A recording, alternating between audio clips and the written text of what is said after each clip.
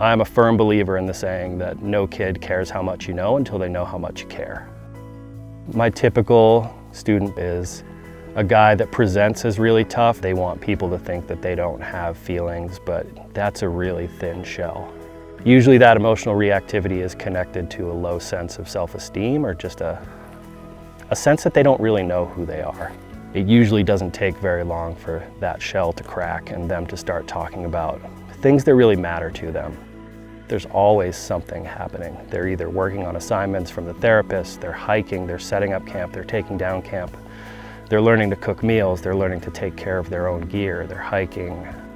The inherent health benefits of being outside and just the full nature of it, that you're always active, you're always learning something, and even when you get that time to reflect, I still count that as doing something.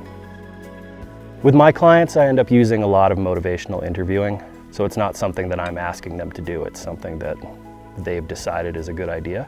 It creates ownership on their part, and having that level of ownership is key to them following through, I think.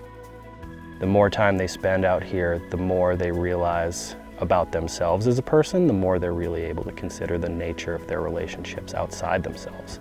The more whole they become, the more they address their own things, the more they're able to make their relationships whole. Even when it's difficult, it really is a privilege to be a part of their process, a part of the things that they're going through in their quest to become not just successful adults, but whole people, to really realize who they are as individuals. I had a guy who described his experience here as when he was transported here from his last treatment facility, he saw in black and white, and about a month into his experience, he said it was like he started to see color.